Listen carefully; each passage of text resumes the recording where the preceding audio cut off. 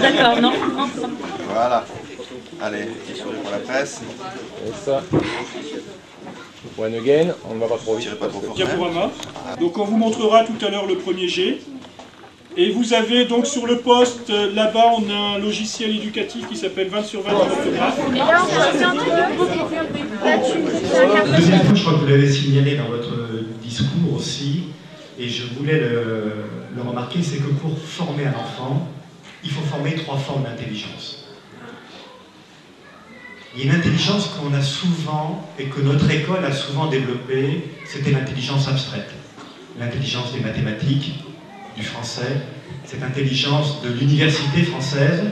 Je crois que je n'en ferai pas trop un commentaire long, mais c'est une intelligence qui est importante pour la vie.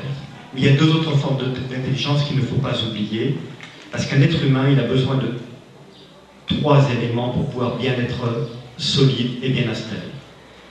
Il y a une deuxième forme d'intelligence, et vous l'avez souligné, c'est l'intelligence sensible.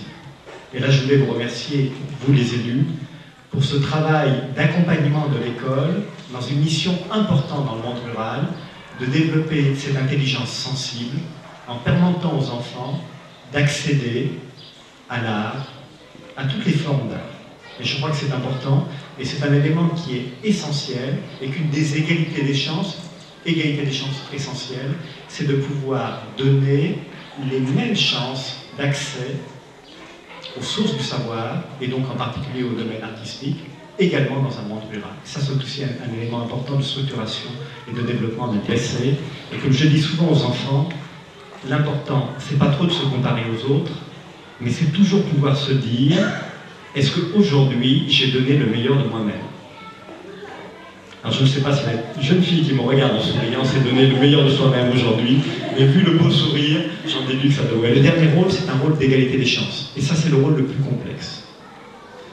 Et je crois que l'égalité des chances passe déjà par l'accès de l'école aux technologies de l'information et de la communication.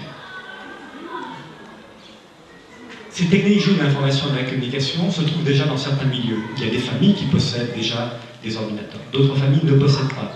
Et je crois que c'est déjà une chance, et ça, M. Perra, je voudrais vous remercier au nom des enfants, au nom des enseignants, sur cette volonté d'offrir aux enfants les moyens d'accéder à ces technologies de l'information et de la communication, qui sont fondamentales dans notre monde. On sait que de plus en plus, pratiquement tous les métiers nécessiteront de savoir utiliser un ordinateur.